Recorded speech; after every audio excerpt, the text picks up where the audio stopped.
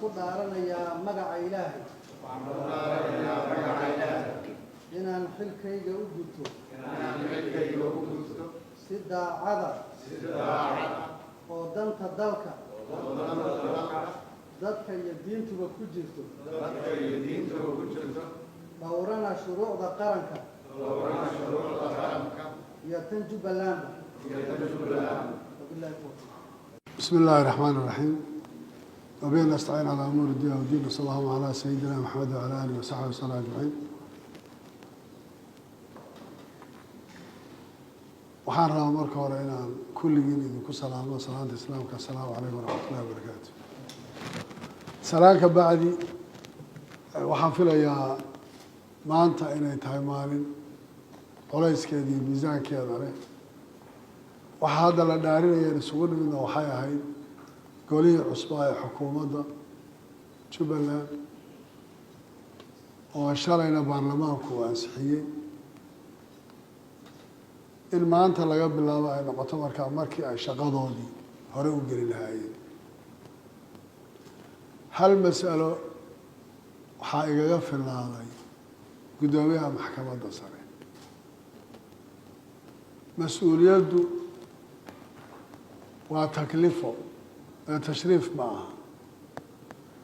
waxaa la isu dhaarinaya kitaabka Ilaahay la isu marinayaana waa wax caama ee wax shakhsi masaalixdii ah kuma jirto. waxaan rabaa inaan marka hore idiin sheego inaad tihiin gole geli doona weliba dardar iyo xaalad cusub oo ka bedelan muddii lagu soo shaqaynayay. waa gole dib u heshiisiineed. waxa maanta la hor yaallana waxay tahay inaan si dhaba u dhisno institutionadii ama haykalkii dowladnimada oo dib u heshiisiintii waan soo wadnay. sulux badan baan ku soo jiray, wax badan baa la soo hayay. waxaan isku dayaynaa inaan hadda si raad leh oo institutionada shaqadoodu ay adag tahay oo aan ku shaqayno bal sidaan u samayn lahayn dhismaha dowladnimada aan u xoojin lahayn. taasina waa midda keentay inaan dhalinyaro badan oo aqoon-yahana aan ku soo daro oo cusub oo aan u baahannahay dhiig cusub oo dhalinyaro ah wax badan dhaqaajin karayaay inay qayb ka noqdaan. waxaa hubaal ah waxaan qayb ka nahay waddan Soomaaliya la yidhaahdo oo dhowr iyo 30 sano burbur ku jiray. burburkaasi wuxuu ahaa mid saameyn ku yeeshay wax walba. ma aha inuu geedihii iyo guryihii iyo laagihii iyo waxa uu burburiyey. burbur wuxuu ahaa saameyn ku yeeshay cuquusha dadka laftirkooda oo dadkii waxa ugu muhiimsan waa mujtamac bulshadii baa maskaxaan u baabaaday. qabiilku wuxuu noqday shayga ugu muhiimsan ee laga hadlayo. yacni xaaladaha aan soo marray waddankan burburku u geystay oo wada garanayna. waxaan u baahannahay marka xaaladda noocaasa inaan la xaaltanno oo iyadaa aan isku dayno bal inaan intaan ka gudubno sidii dowladnimadu ay ahayd inaan dib ugu noqono. waxaa jirta hal cillad oo Soomaaliya dowladnimadeeda weli saameyn ku yeelatay. halkaa cilladoo ah masalada qabiilka ah. ood ogtihiin golayaashii deegaanka iyo kuwii golihii shacabka iyo kii xukuumaddii kulligood waxay ka bixi waayeen kayfiyadii qabiilka ahayd in lagu soo xudo. taa macnaheedu waxay noqotay inuu qofku u qaato mar hadduu reer hebel ka socdo oo magaciisu qabiilkaa ku abtirsanayo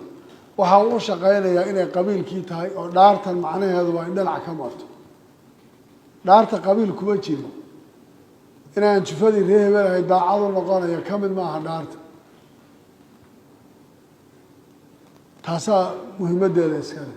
waxaa cilladeeda ad arkaysaa qabiilkii inay kaala hadlayaan wasiirada iyo siday noqonayaan iyo kan.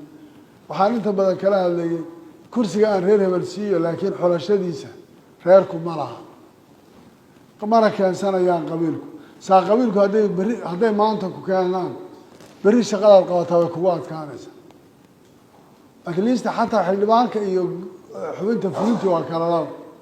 qofka fulintii uu ka duwan yahay ka xildhibaanka mar walbana qofka waxaa asala dhaarta waxa uu ku dhaaranayo inuu raaco oo iyada la qaato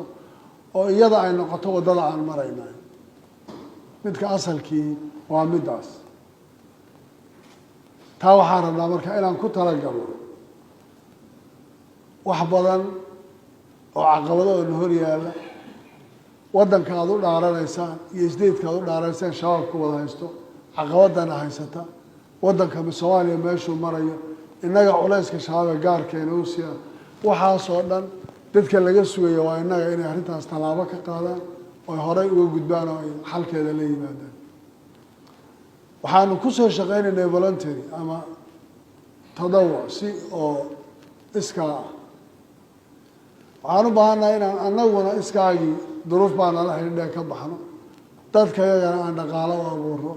taasina waxay ku imanaysaa marka aan innagu isku duubnaano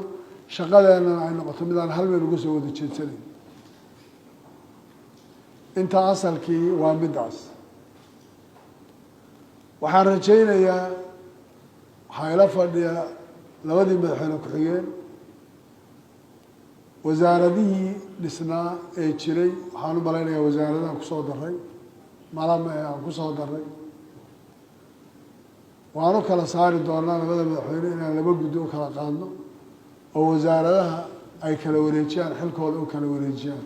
wasaaraddii wasiir hore joogay waa sideeda laakiin wasaaradaha iyaga in loo kala wareejiyo kala wareejintaana ay qayb ka noqonayso wax allaaliya wixii mumtalakaad ahaa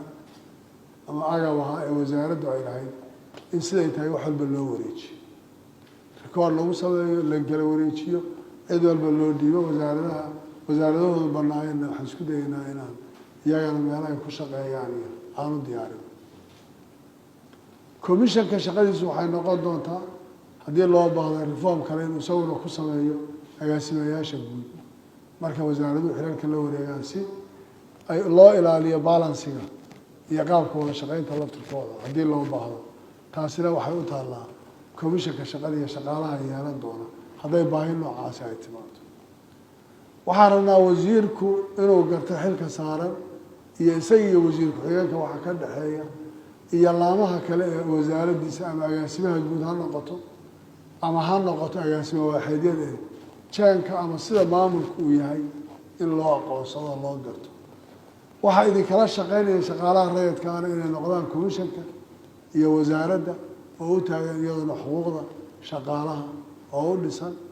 oo iyadoo qayb ka noqonaysa shaqaalaha ay leedahay dowladdu sida ay noqonayaan iyo xuquuqdooda iyo meesha yihiin iyo qaabkaas waxaan rajaynayaa wixii hadda ka dambeeya absanku inuu yaraado shaqana aan u soo jeedsan waxaan aada u jeclahay inay noqoto shaqada aan qabanaynaa mid dadka wax tarta dardar cusub baan gelaynaa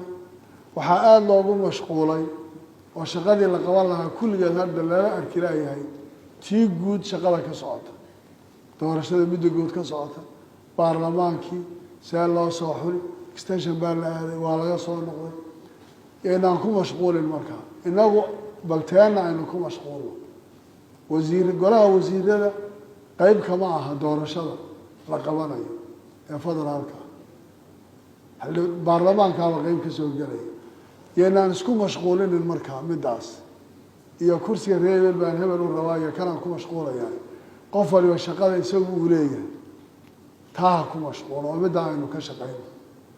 taasaan farayaa golaha iyo madaxweyne ku-xigeenadaba inaan shaqadaan usoo jeesanayna ay middaas noqoto waxaan rajaynayaa kulamadeenu inay joogto noqdaan qaab guddiye oo loo wada shaqeeyo oo hay-adaha dowladdu siday isu raacsan yihiinna